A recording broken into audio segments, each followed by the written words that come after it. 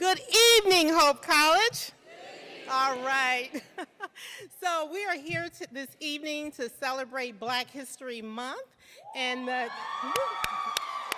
what I like to hear. And here as our keynote speaker is none other than Austin Shawning Brown. Can we give it up for Austin, please?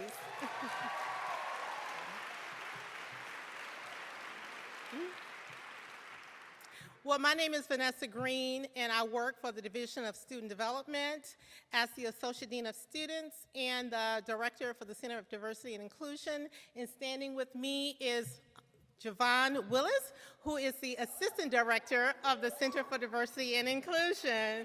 You can give it up.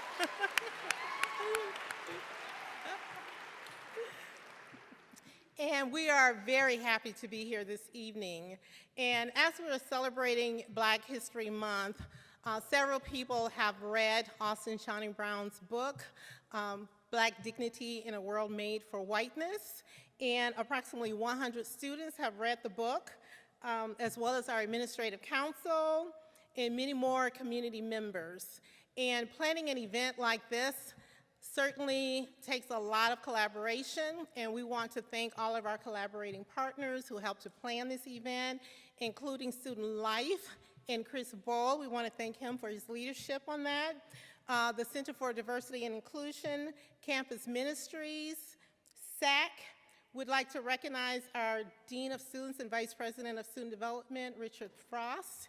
We would like to thank our President, Vasco, and we are very happy to have joining with us this evening our President-elect, Matt Scogan. So can we give it up for all of them, please?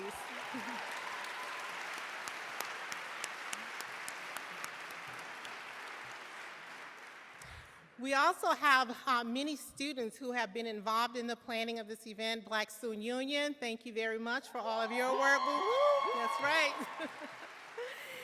And we will have several students on program singing, playing the piano, giving reflections and closing remarks. So thank you all very much for being here.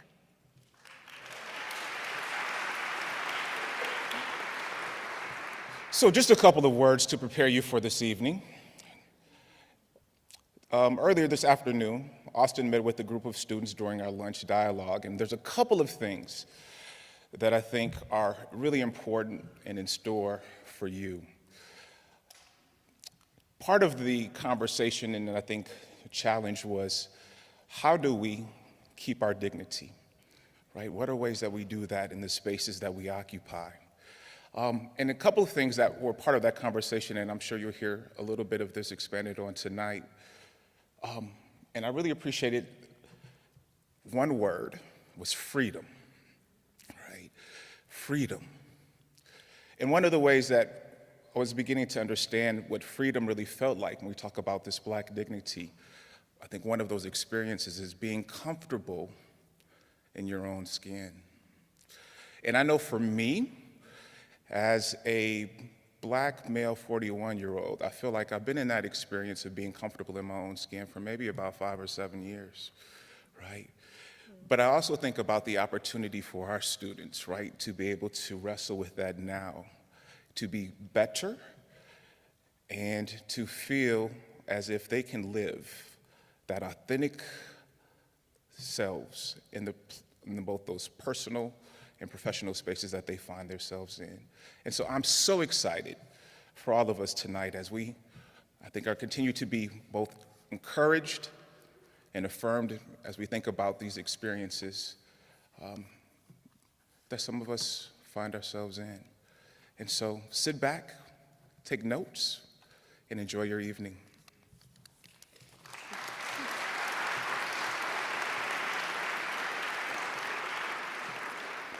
So I'd like to invite Kathleen and Joe.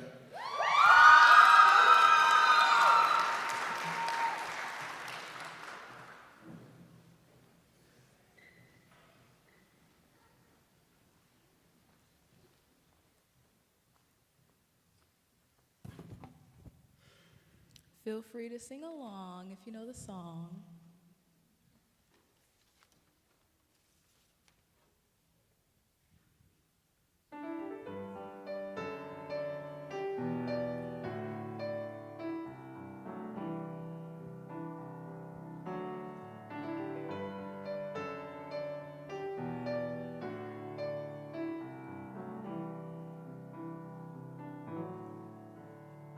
Gonna make a change for once in my life.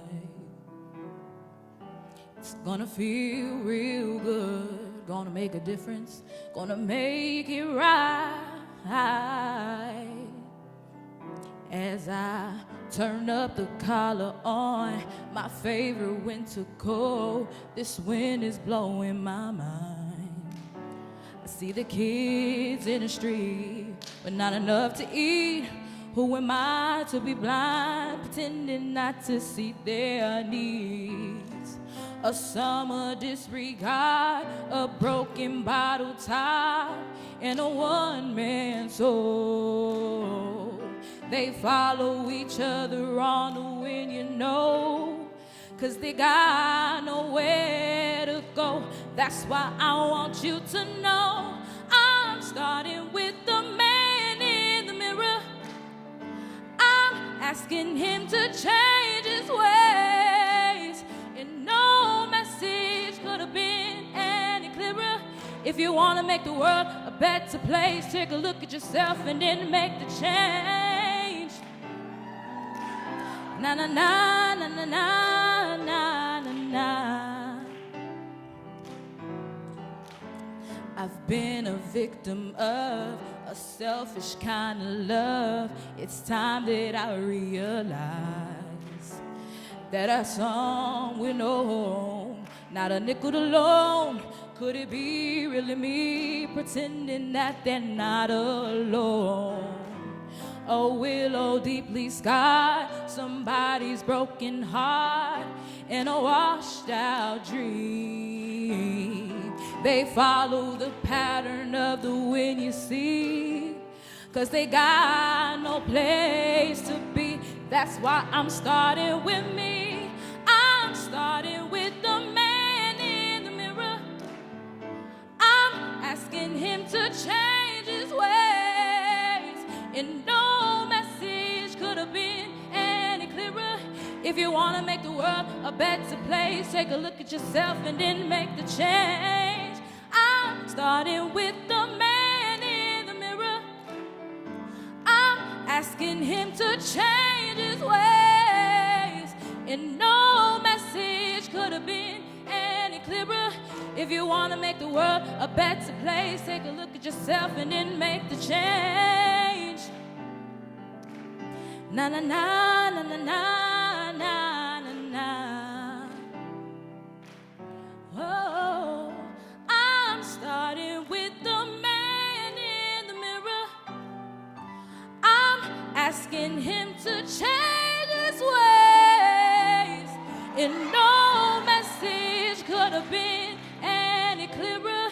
If you want to make the world a better place, take a look at yourself and then make that change. Thank you.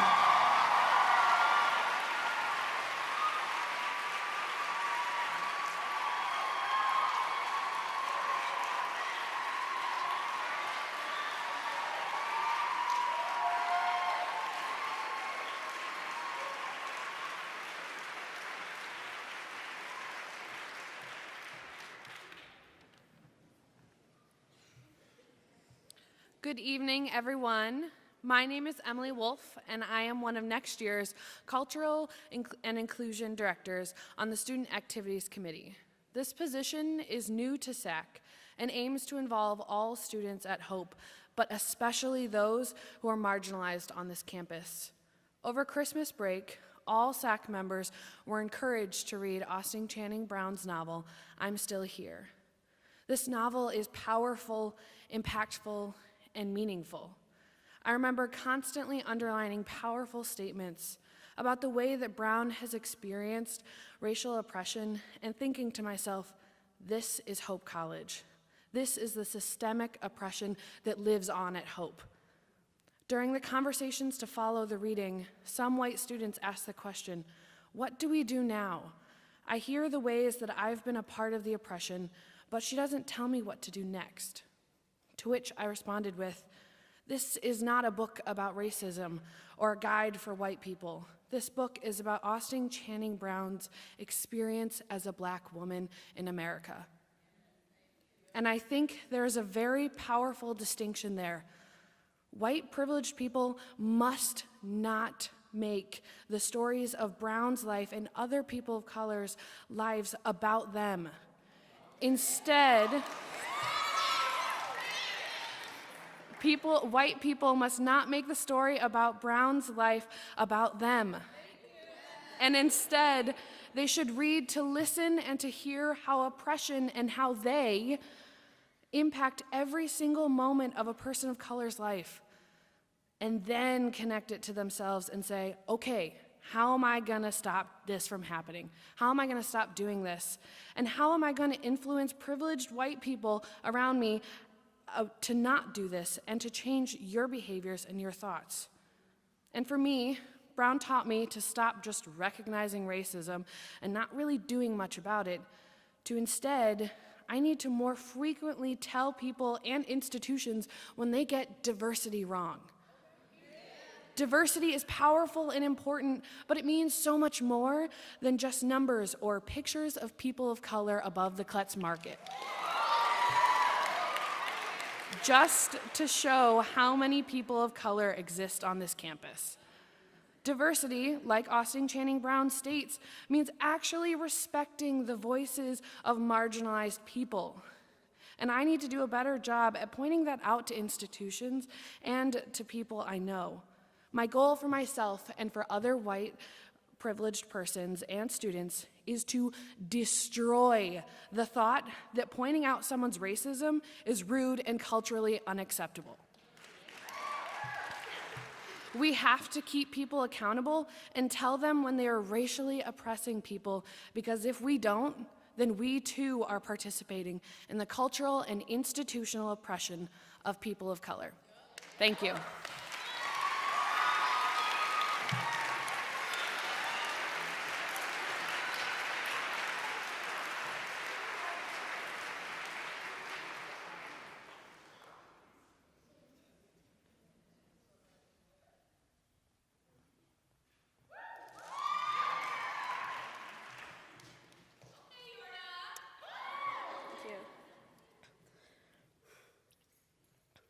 Good evening, everyone.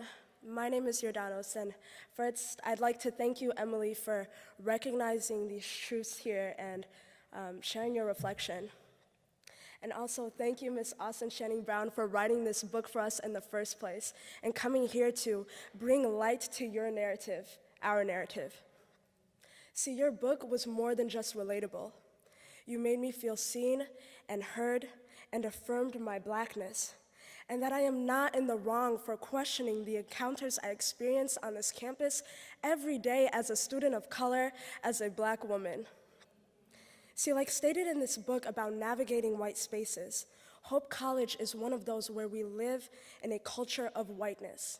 See, we have leaders on campus, whether it be in administration to student organizations, who many times are not or are aware of their whiteness and how it is coupled with privilege.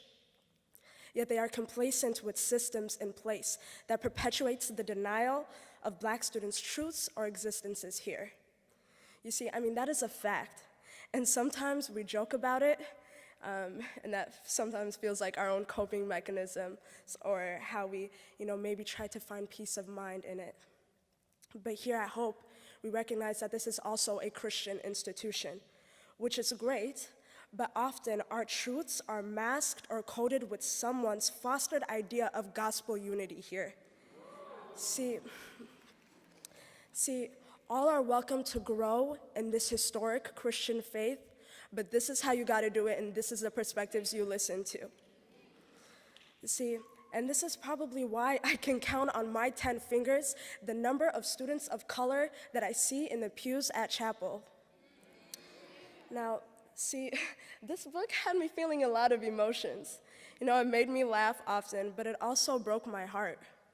Like, as you shared your story about your cousin Dalen, may he rest in peace, it was something that never should have happened in the first place. But y'all want to question why we march Black Lives Matter. See, it's in moments like this that I've longed for God's presence. I questioned him, I casted doubts, but since then I've learned that our God is many things. One of those is that he is a suffering God, and like you share, he knows these stories of injustices all too well. See, but with these years of fear and pain that American history has failed to acknowledge or oddly romanticizes, have come stories of resilience that have passed through generations. We see it in the moments that you share about your grandmother.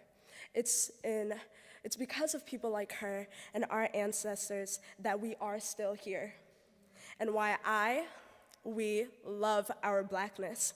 See, I hope that with this talk, that the audience sees us move from this self-satisfied racial harmony concept to wanting to be a part of that change that dismantles white supremacy.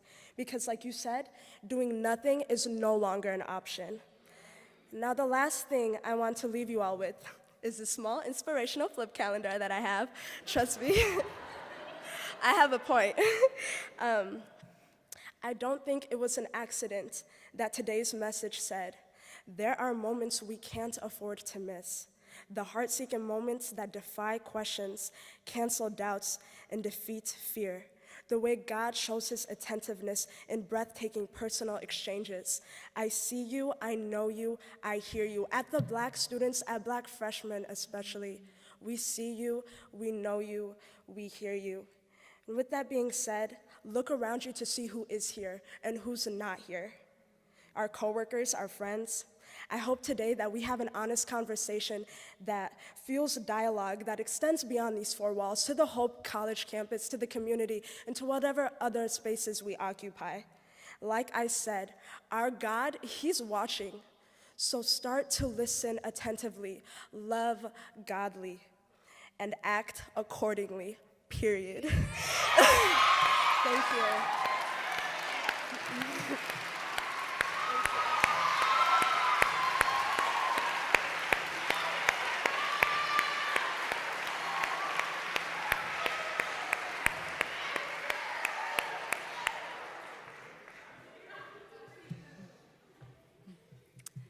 Hi, my name is Christian Gibson. I serve Hope as our victim advocate and prevention educator.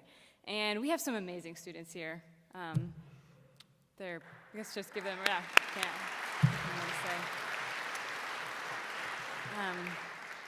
Tonight I have the opportunity to welcome a dear friend to Hope College, Austin Channing Brown. I had the privilege and pleasure to work with Austin and walk alongside her and experience life with her as she began the process of writing this book. And it has been a beautiful thing to see her book come into the world and be received and hear the stories that she has had, hear the stories echoed that I have heard in our friendship at Hope College and my relationships outside of Hope. So I'm Still Here, published in May 2018. I'm Still Here, Black Dignity in a World Made for Whiteness. It shot to the top 20 of Amazon's bestsellers list. For months, it has continued to sit in the top 20 in Christian social issues and memoirs of social activists. This book has received acclaim from Kirkus, Publishers Weekly, Booklist, and a host of other reviewers. It caught the attention of readers such as Brene Brown, who has recommended it on her social media, and has been featured in a variety of other media. Her writing outside of the book can be found in Sojourners Magazine, Relevant Magazine, one of my personal favorites, On Being, as well as other places around the web. Austin attended North Park University, where she earned a degree in business management, and she also has her master's degree in social justice from Marygrove College in Detroit. Since earning her master's, she has worked with nonprofits, churches, and universities for the advancement of racial justice and reconciliation. As a reminder, she will be in the back out in the lobby signing books following the event. You can bring your own copy, but there will also be copies available for purchase. So please join me in welcoming my dear friend, Austin Channing Brown.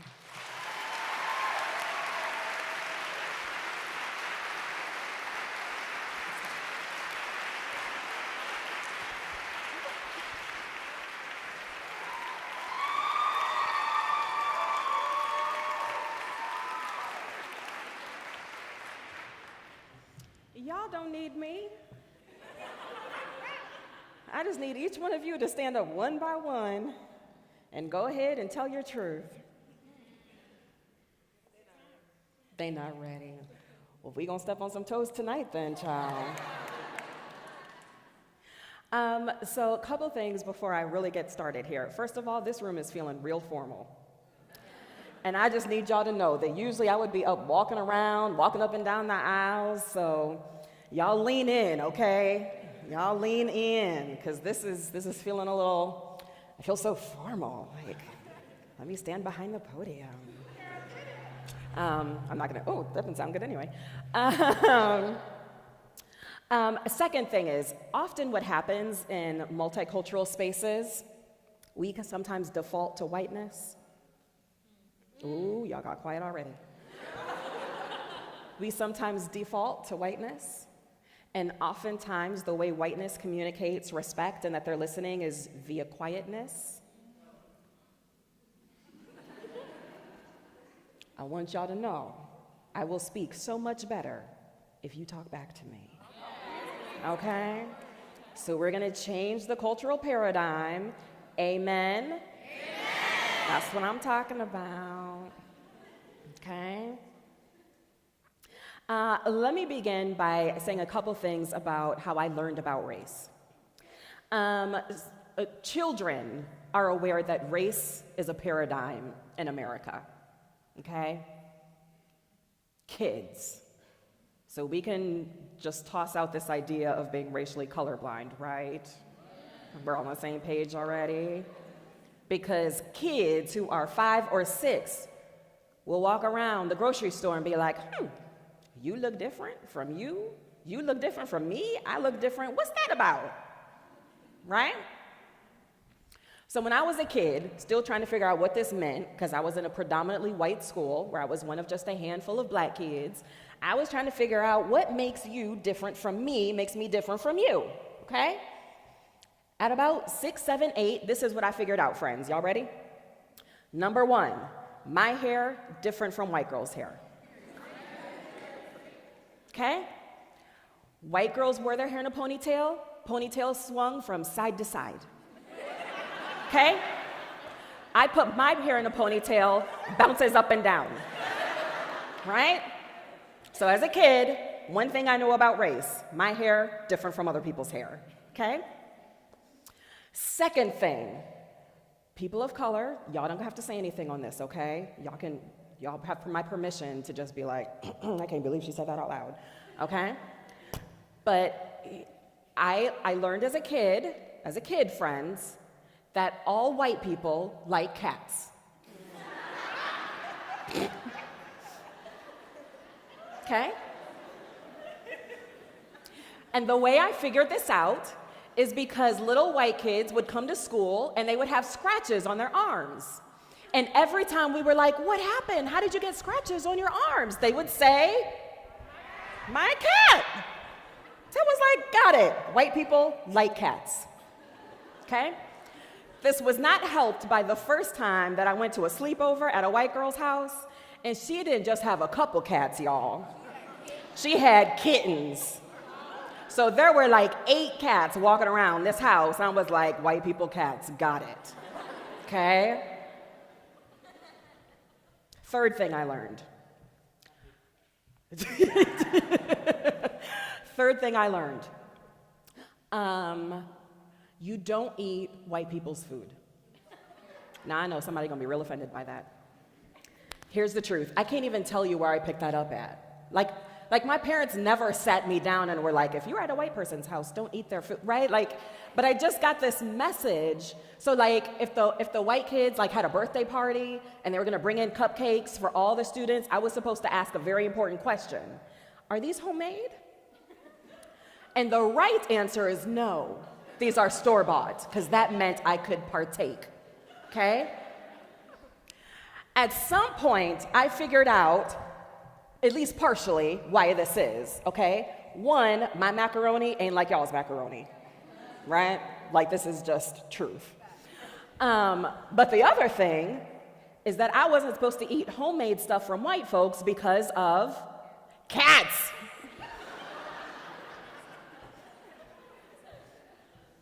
Because somewhere I learned that white people just let their cats roam all over the house, including kitchen counters, and unless I wanted to eat cat hair, You don't eat, okay?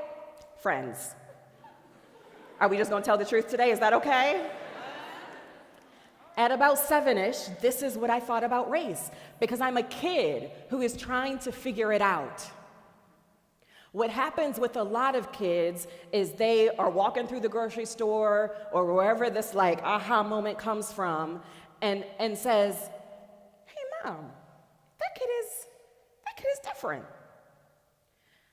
And people of color have to say, that's right, kiddo, that's right. And so begins the journey of understanding race in America, right? White kids do this. Mom, that kid has black skin. And mom goes, shh, we don't talk about that, right? So even as kids, we are taught how to engage race differently. We are not taught the same things about what race means in America. Here's how I learned what race in America actually means. I was at the library. We spent a lot of time at the library. My parents regularly racked up a fine that made absolutely no sense at a library. It's 10 cents a day. How you owe $50? I don't understand. Right? Like what in the world were we doing? I don't know. But I was very used to the librarian telling me how much I had to pay our fine down before I could check out the next book. Okay, friends? So that's what I was working with at the library. And so I got my pile of books, and I walked to the front, and I laid my books on the counter, and I handed her my library card. And she says, is this your card? And I said, I think. I'm pretty sure, right? But I've got my mother with me, I've got my brother with me, so maybe it's not my library card, right? So I'm a little, I think so. So she says, this card says Austin. I'm like, oh, I see what's happening here, right? Now, friends, I knew I had a boy's name for 2 reasons. One, because when boys and girls sit on opposite sides of the room and the teacher would do roll call at the first day of school, I would always be over here going, over here, right? I am Austin, girls section, right? The second reason I knew I had a boy's name is because in the late 80s, early 90s, everything got personalized. Y'all remember this? Coffee cups, watches, bracelets, keychains, everything got personalized. And what color was Austin? Blue, okay? So I was very used to people assuming I would be a boy. So when the librarian was like all confused, I was like, oh, I see what's happening here, okay? So I said, yes, my name is Austin, that's my library card, expecting her to check out my books. Instead, this woman said, are you sure? I thought, am I sure of what? That my name is Austin? I don't understand. I was really offended, y'all. In all my 8, 9-year-oldness. I was like, I know this woman don't think I know my own name, right? Real offended, okay? So I walk over to my mother and I'm like, Ma, why did you give me this name? Okay? And she starts to tell me where my name came from. Well, Austin, your family, your grandmother, your name, right? And I'm like, Ma, I already know where it came from. I want to know why you chose it. So my mother walked me over to some chairs, and then she got that deep black mama voice. You know what I'm talking about? Her voice dropped a couple octaves, right? The soothing one. Well, Austin, right? That voice. And she said, we weren't sure what we were going to name you. But when we said the name Austin out loud, we knew that people would assume you're a white man. She said, one day, you're gonna have to fill out applications for college, for school, for jobs. And she said, we just wanna make sure you make it to the interview.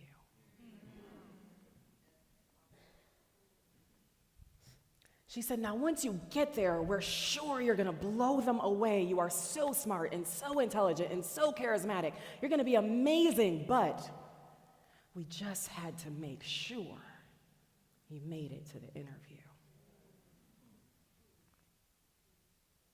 That's how I learned about what race really means in America.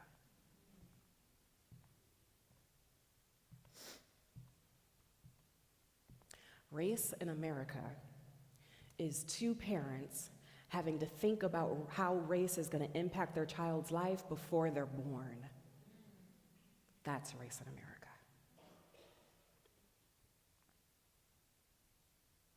Race in America is trying to figure out how you're going to get your child into college or into a job before they're even born. I just had my son. He's 18 months old. And he's beautiful. And, and when we were on our way to the hospital, we were not having a conversation about how our lives were going to change. We were not having a conversation about how beautiful we thought he'd be. We weren't having a conversation about whose eyes he would have. We weren't having a conversation about him. The conversation we were having at 4 o'clock in the morning on our way to the hospital while I was in labor was, what will we do if I am in pain and something goes wrong and doctors don't believe me? Friends, that is race in America. There are a lot of people who are confused by the title of my book, Black Dignity in a World Made for Whiteness. What does that mean? What does that mean? So for 2 seconds, I'm gonna talk about a world made for whiteness, and then we're gonna go on and talk about Black dignity. Is that okay? All right? Because I wanna clear up confusion. Confusion has no place here. We don't want to have no conversations about race and leave confused. That ain't helpful for nobody, okay? So let's, I got a choir down here in front, y'all. And I like it. A world made for whiteness. A world that's made for whiteness. First of all, I need to clear up a misnomer. And the misnomer is that when we talk about the world being made for whiteness, that what we are saying is all white people have it easy. Ain't nobody trying to say that. Okay? There are white folks with some hard stories in this room and beyond. No one would suggest that just because you are white, you have had an easy life. What we are saying is that the reason it's been difficult isn't because you're white. Do y'all hear what I'm saying? Okay? It's not that your life hasn't been hard. It's not that you haven't been through really difficult things. It's not that you haven't experienced trauma. But the trauma you've experienced is not because you are white. And that is a key difference. Because people of color are experiencing trauma too. People of color have difficult things happening in their lives too. And they still have to wake up and think, how is race going to impact this already difficult situation? Okay? So when I say a world made for whiteness, I don't mean that your life is easy. I mean that the world welcomes you because you are white. The world has you in mind. So let me give a couple examples that may or may not sound familiar to Hope College. And let me say, this is my first time at Hope, okay? So everything I'm about to say is because Hope ain't special. Now, if that makes you feel better or worse, I don't know. But I spent a whole lot of time on Christian college campuses, okay? Let me give you one example. First example. I was recently at a different Christian college, and there was a young Black woman who was a part of the worship leader for their chapel services. And she came up to me afterwards, and she said, Austin, for every single chapel service that I help lead, I have to learn a new set of songs. These are songs that all the white kids already know. But every week, I'm learning them for the first time. And sometimes they kind of connect with me, and sometimes they don't. She said, but I'm trying to lead other people in worship. She said, here's what happens. I get up there, I try to lead other folks through worship. Everybody looks like they're connecting to God, and I'm not. And she said, I often think to myself, is there something wrong with my spirituality? Is there something wrong with me? Do I need to fix my relationship with God? Why is it that everyone else seems like they're connecting with God and I'm struggling? The reason is because the chapel service is not made with her in mind. Are y'all with me? The songs that are chosen, the speakers that are chosen, the way that thing is going to operate has white folks as the primary target audience. And that, in and of itself, is not necessarily a bad thing. Culture is not a bad thing. Culture is just the way we have decided to be. But when you decide that you want to be multicultural, well, now you got to change some things. Right? It's not enough to just maintain this one culture. It's not enough to just assume that your target is white students. Are y'all with me? And I tell this story because I need you to understand the impact. The impact is not just whining students of color who are like, well, I'm not going to come anyway. You are impacting what somebody thinks of their relationship with the divine. You're impacting their sense of self, their sense of dignity by the choices you make about how your institution runs. Do y'all hear me? A World Made for Whiteness had me sitting in classrooms where teachers were making references to skiing and hockey and sailing and fishing. I'm like, I don't know what you're talking about. So I'm just gonna sit here and nod my head, but I don't know what you're saying. This does not correlate to anything in my experience.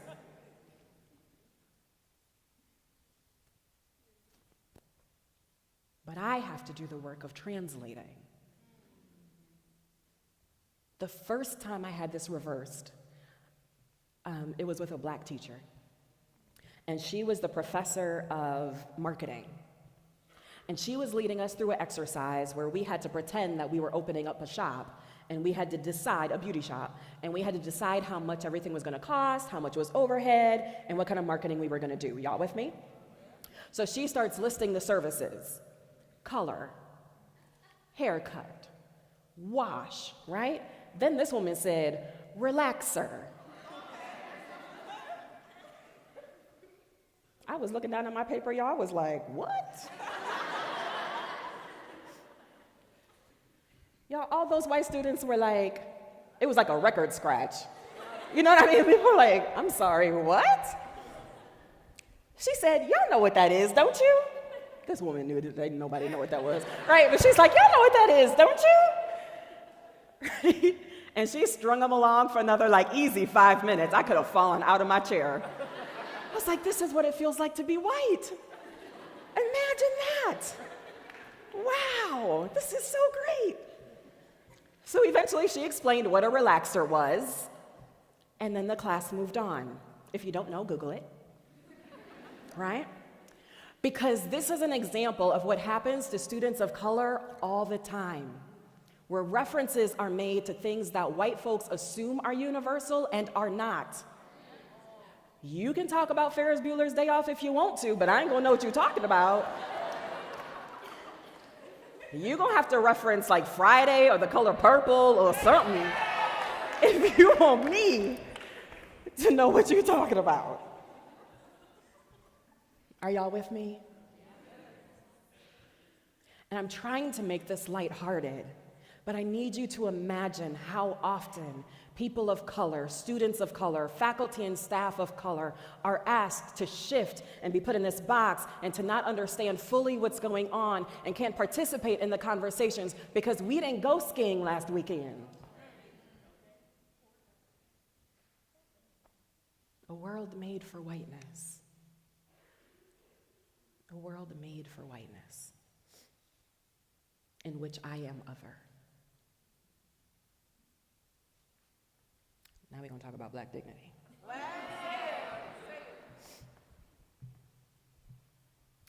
White superiority is built on two lies.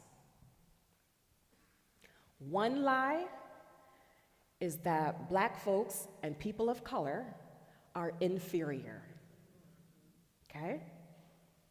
And the second lie is that white folks are superior. Y'all with me? Two lies. We are sort of kind of getting better at talking about the second one, that white folks are not in fact superior to anybody, right? We're hearing that term white supremacy more and more in media, on conversations online, articles are being written about it, trying to unpack this idea, yes? What I don't think we're doing a very good job of is talking about how people of color are not, in fact, inferior in any way. Let me tell you why this matters. This matters because if all we do is undo the thought that white folks are better than everybody else, we still have a problem. And the problem we have is that for a very long time, we have lived with all kinds of myths about how people of color are inferior. Y'all gonna let me tell the truth?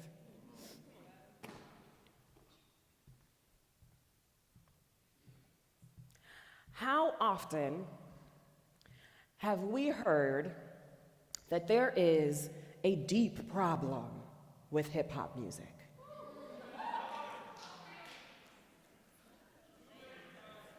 Too many. Too many. Okay?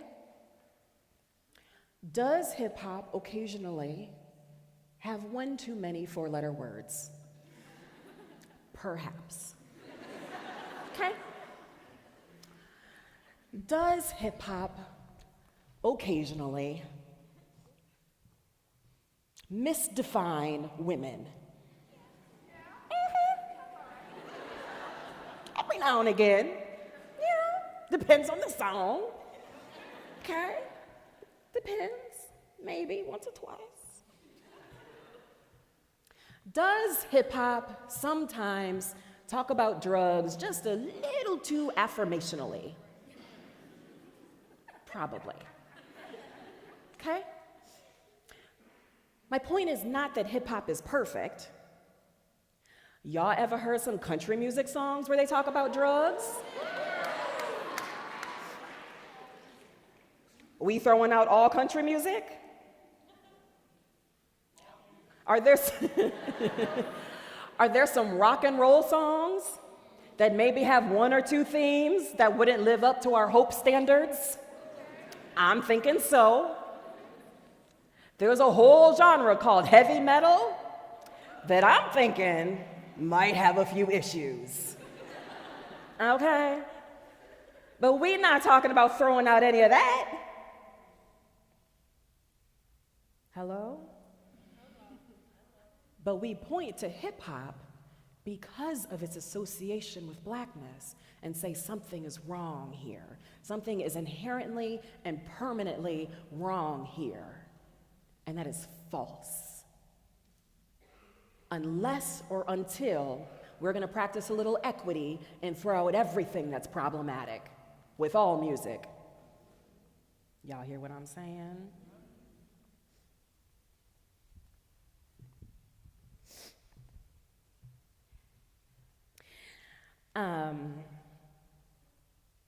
So I used to work at Calvin College. Don't hold it against me. And since moving to West Michigan, I've never seen so many Myers in my whole entire life. Okay? I didn't know this was a thing, but it's a thing, okay? And in the city of Grand Rapids, there are 1,000,002 Myers, okay? Near Calvin College, there is one to the north, there is one to the south, There is one to the west. I mean, they're like everywhere, okay? Occasionally, when Calvin students say, I'm running to the mire, somebody says, which one? And every now and again, a student will reply, the ghetto mire.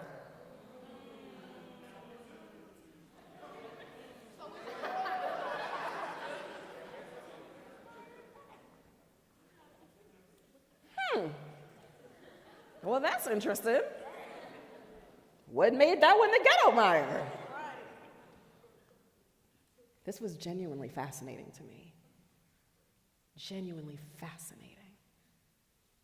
So I had a group of students one day, and I said, y'all unpack this for me. What do you mean when you say the ghetto mire? What is ghetto a stand-in for? Those students said the black one. Those students said the one that clearly doesn't have as much funding. It's not the newer building, it's an old building. The one that has about a gazillion black families in it. There's kids running all over the place. The one that's not in the quote unquote best neighborhood.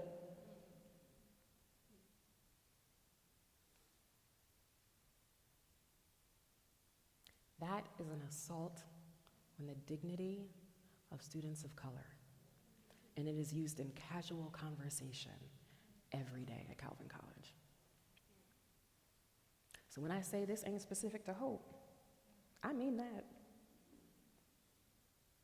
That we have been taught that there is something wrong with blackness, that there is something wrong with black culture, that there is something wrong with black music, that there is something wrong with black dancing, that there is something wrong with black ebonics, that there is something wrong, and some more wrong. And I am here today to proclaim that every single black person was created with inherent human dignity.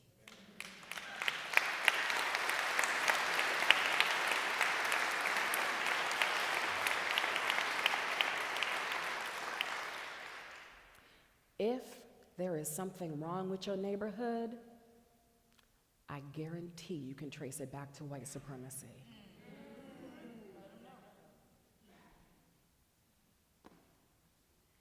What's wrong with the hood is not black on black crime. Ooh, they got quiet.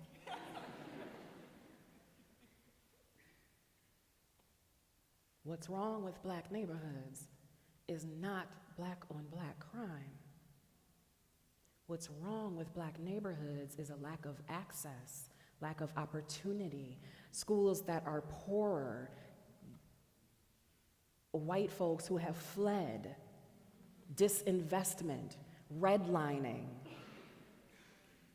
and a history of wealth that has been stolen from that community, and truth be told, continues to be stolen from black communities.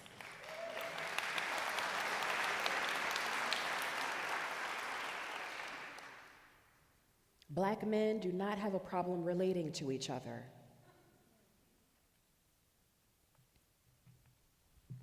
You ever study a history of gangsters in America?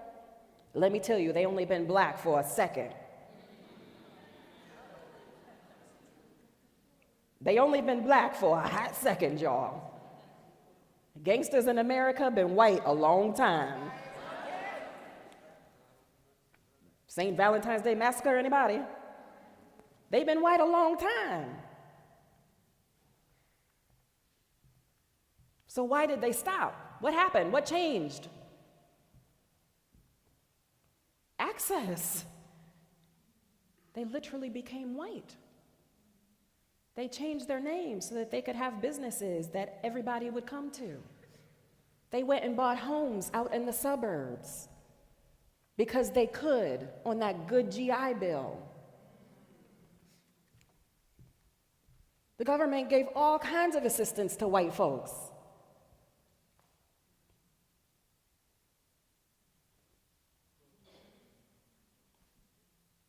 Listen, when you got a real good job, you ain't got to go shoot nobody.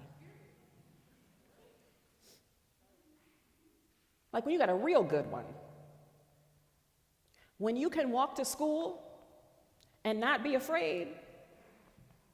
When that cute little school bus can roll down your street and you hop on without thinking about it, you ain't got to carry no weapon.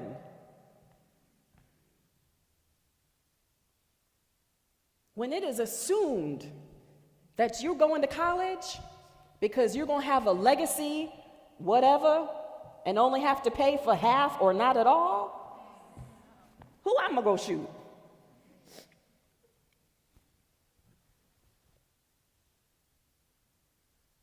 So often, we discount, ignore, and minimize the history of white supremacy in this country.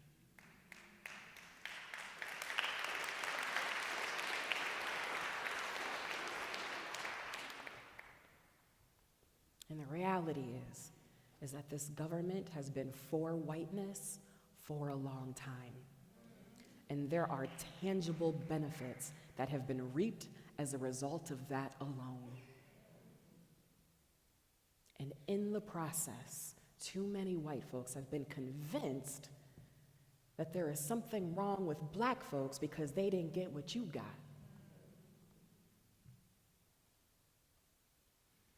But people of color are filled with inherent dignity. Inherent dignity. A dignity that does not need to be affirmed or applauded by white folks.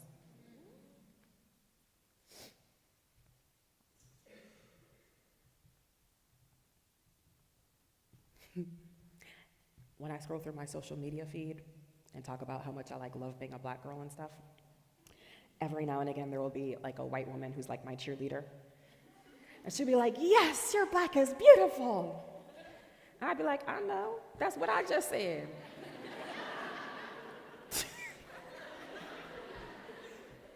That's what I just said, I know.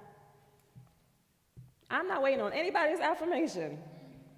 My hair is amazing. Relaxed, natural, twisted, braided, cornrowed.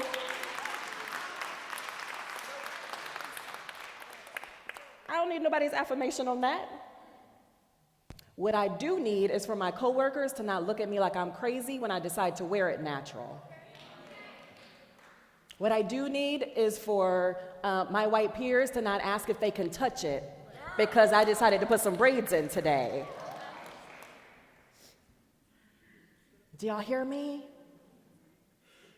There are daily ways in which we attempt to destroy the dignity of black folks because we're not aware of the number of ways that this institution and others like it were created for white people.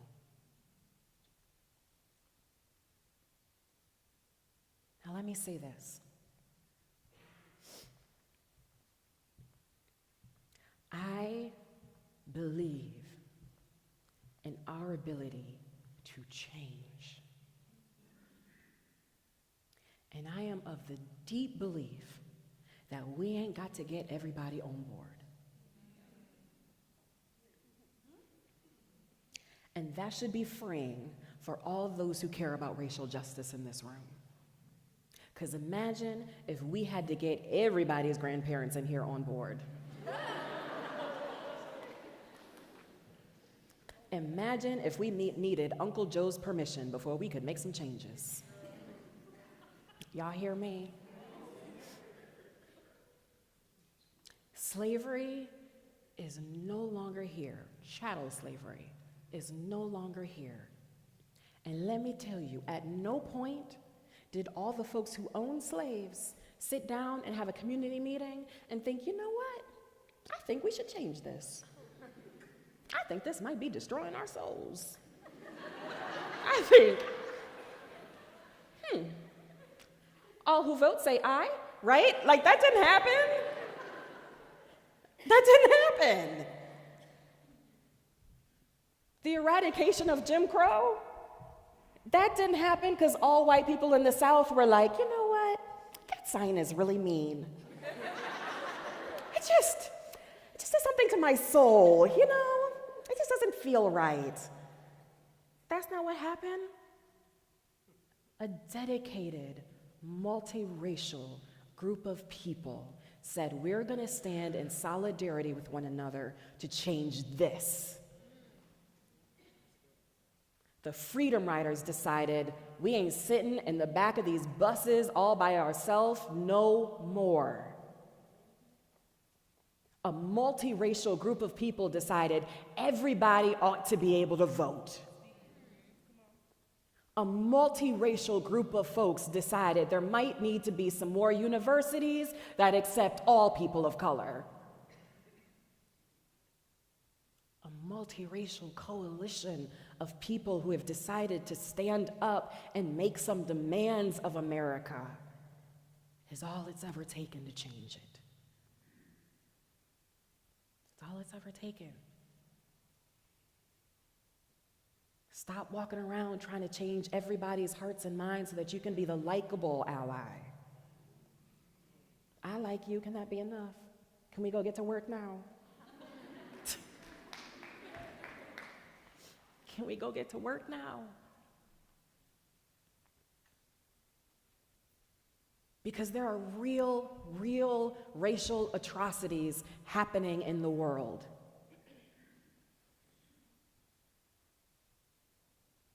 There are real racial atrocities happening in the world. I presume anyone in here who has read my book knows where I fall politically.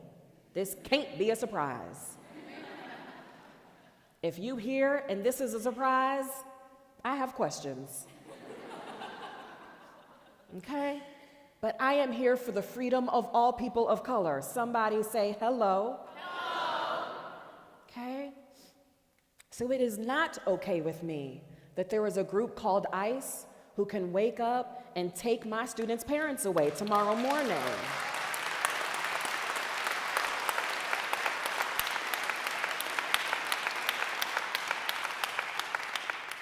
Now, we can have some real good conversation about border security and who we are as Americans and all that jazz. That's fine. But what I'm going to need to stop happening is for students to be left by themselves because they're worried about their parent being deported. That, for me, that's not an answer to security questions.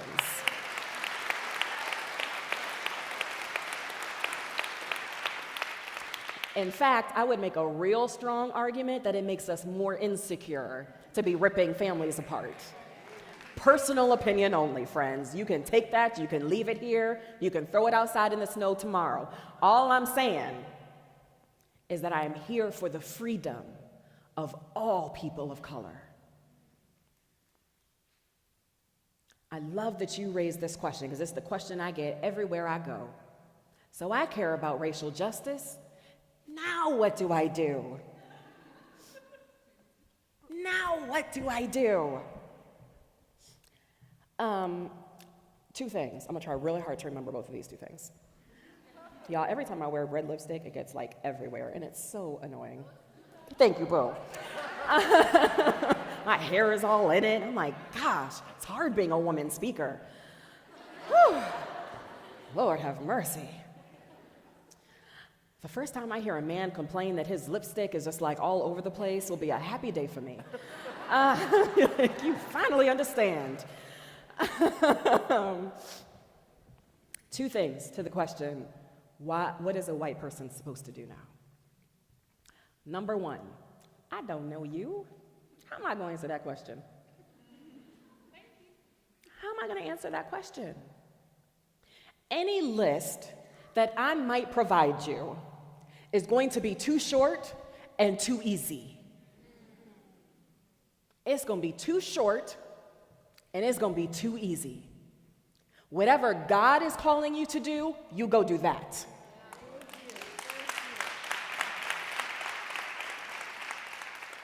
But my guess is if you're sitting in this room, you are passionate about education, you are passionate about the criminal justice system, you are passionate about health, You are passionate about the environment. There are a million things that you can be passionate about, and I guarantee you there is a racial component in which people of color and women of color are at the bottom of that hierarchy. Fix it. I believe that the Spirit is talking to you about racial justice, and my little pitiful list is not going to be helpful. Ask God. What are you supposed to be doing? What risk has God called you to? Who are you supposed to be speaking truth to power?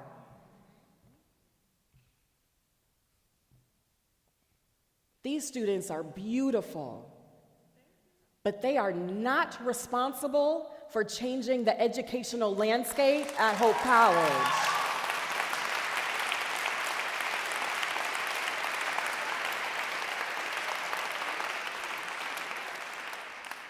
So how are you changing your curriculum to be more inclusive? How are you changing the college to be more inclusive? If you've got kids who are in the school system, young kids who are in the school system, are you showing up at council meetings?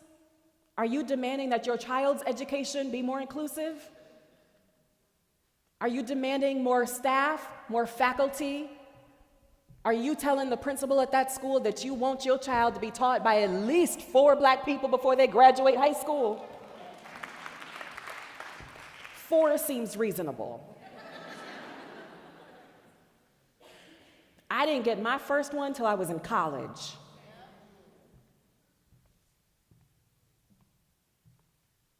I don't know what God has called you to, but I believe if you're in this room, God's saying something. And it's bigger and larger and greater and more difficult and more risky than anything I could possibly name up here.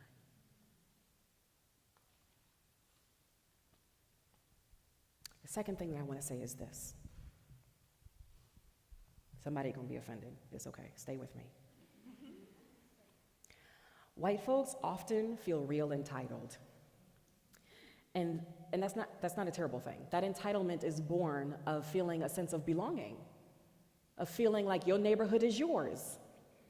So when you want a new stop sign put in, you pick up that phone, hello, and you be like, excuse me, we have a problem in my neighborhood. Here's the problem. How do we fix it? Y'all with me? Y'all go to the store and something wrong. I have seen many a white woman call the manager faster than, do y'all hear me? If there's one thing white folks know, it's how to work a system. Why you gonna come over to racial justice and all of a sudden act like you don't know how to work a system? How many of you to call that city president? Come on now.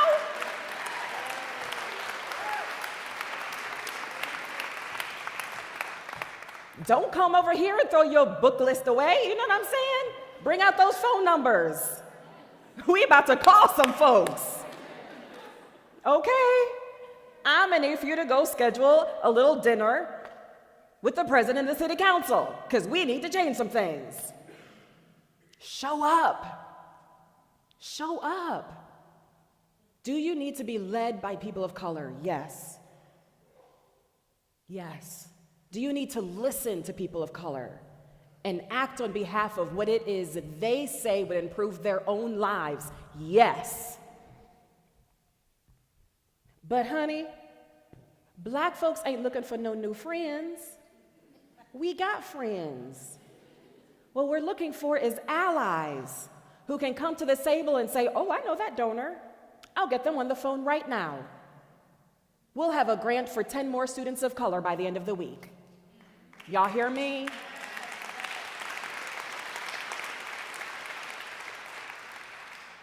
White folks do not show up and get wimpy on me. Don't show up and get wimpy on me. Show up with all that power and privilege that you carry with you and tell me how we're going to be able to use it to strategize for racial justice.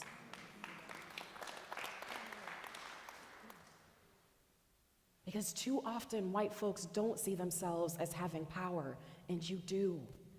If you belong in a community where you can pick up the phone and cause anything to change,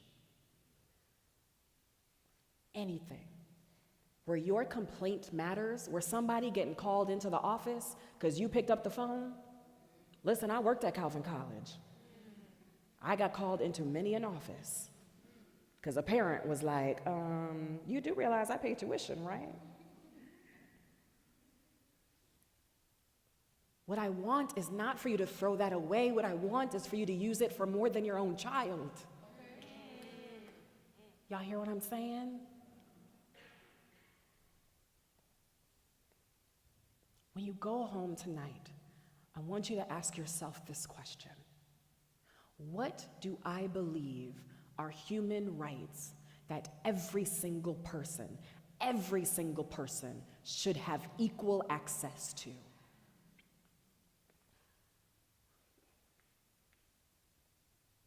If your answer is every single student at Hope College should feel a sense of belonging, should be having the same experience in their classrooms, should be well represented in the faculty and staff, should see themselves reflected in the curriculum, should be growing in their relationship with God, then the second question you must ask yourselves is, what is prohibiting that from happening? And what can we do to change it?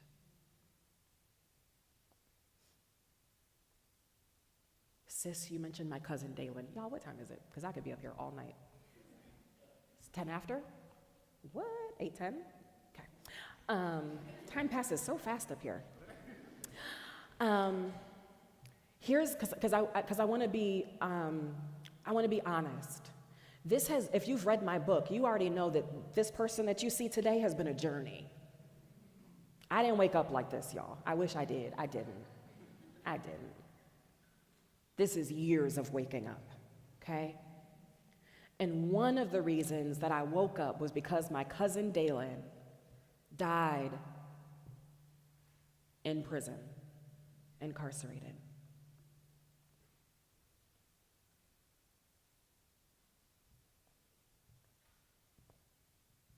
Dalen had 3 strikes. When the rule became that if you get 3 strikes, you got to do a mandatory 10.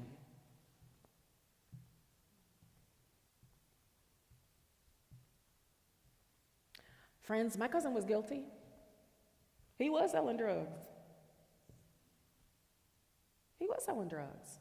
I'm not up here to proclaim his innocence. I'm not trying to tell y'all that he was wrongfully incarcerated. What I am trying to tell you is I had to wrestle with whether or not I think that policy is just.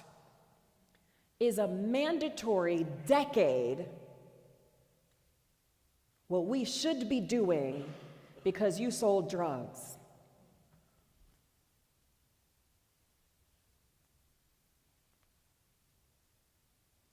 And I had to ask myself, do I think that my cousin's life is somehow worth less? Because in order for him to get by, he decided to sell drugs. And is that any different from all the white students I went to college with who had some real good drugs that they were selling? And would I lock any of them up for 10 years if I found it? Probably not. Right? But we have been taught that those who are guilty are undeserving. Hello? We have been taught that those who are guilty are undeserving, particularly if they are people of color. Because let a white boy come out with a conviction and tell me he's being treated the same way as black folks.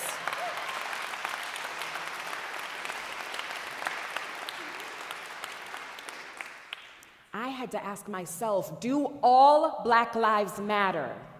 or just the ones I find respectable?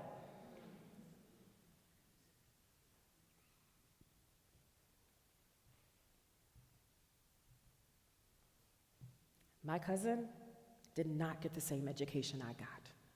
While I was off in all these private schools, he was in underfunded public schools. My cousin had been strip searched in the streets on more than one occasion, sexually harassed by police. My cousin had a fundamentally different experience of the world than what I had, and I refused to hold it against him because of my deep belief that all people deserve a good education. All people deserve.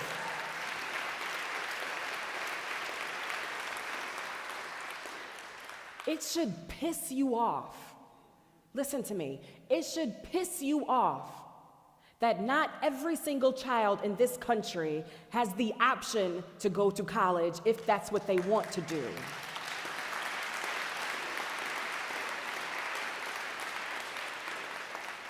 And I need you to get angry. I'm gonna leave with this, because too often Christians are told that they have to be nice and gentle and patient and kind, and there is a place for all of that. Racial justice ain't one of them. I need you to show up angry.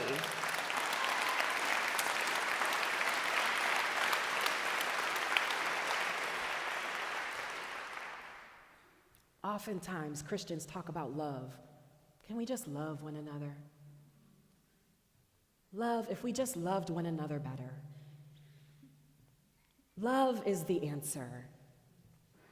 But friends, if your love isn't rooted in concern about whether or not I survive, you can keep it. If your love is unconcerned with whether or not my child would be the next to die in the street, you can keep it.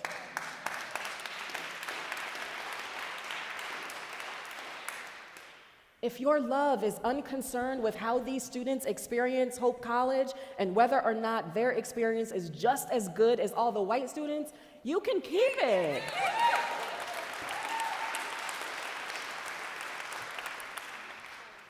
We don't need a love that is rooted in politeness and tone policing and respectability. We need a love that is fierce, that believes deeply that these are the things that every human being should have. And until there is no more racial gap and access to those things, I will fight.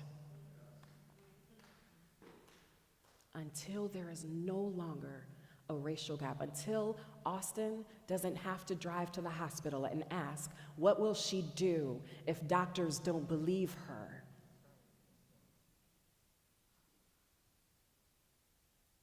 Until it's a given that folks in the hood are gonna graduate and go and get a job someplace, whether they choose to stay in the hood or not. Y'all hear me? Until everybody has access to a good grocery store for their own community. Y'all hear me? Go home, make a list. What are the things that every human being ought to have access to? And then ask the question, what am I gonna do about the fact that there is racial inequity in this area? That, my friends, is where you start. Because people of color have inherent dignity.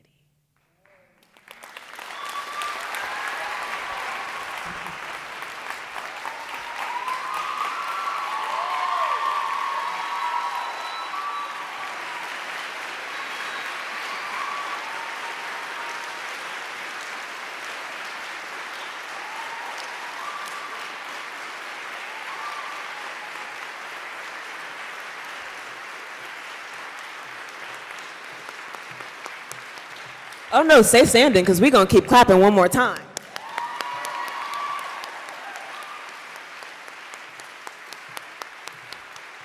I don't know if y'all heard that or felt that, but I know I did. We would like to thank Austin Channing Brown for coming to Hope and unapologetically speaking truth to power this Black History Month. You have gifted us with words that challenge and call to action students, faculty, staff, and administration alike. Just a few takeaways, in case you forgot. Color blindness is a thing of the past, an invention to keep whiteness comfortable. Dismantle it and destroy it now.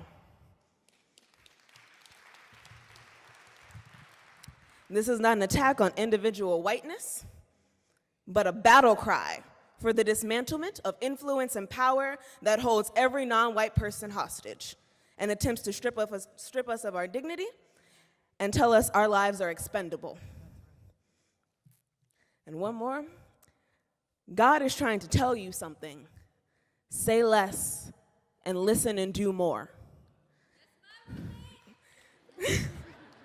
Because it is not the job of the oppressed to carry the oppressor like a mule on their back to the promised land. Help us with righteous Christian love and passion. Help us. We must move past dialogue. I'm tired of it, and so is everybody else up here.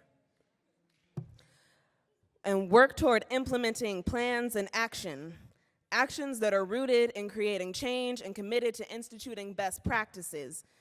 It is only through applying faith and work that we will become an institution that all students, regardless of race, ethnicity, ability, gender identity, sexual orientation, and religion, can be proud to call their home.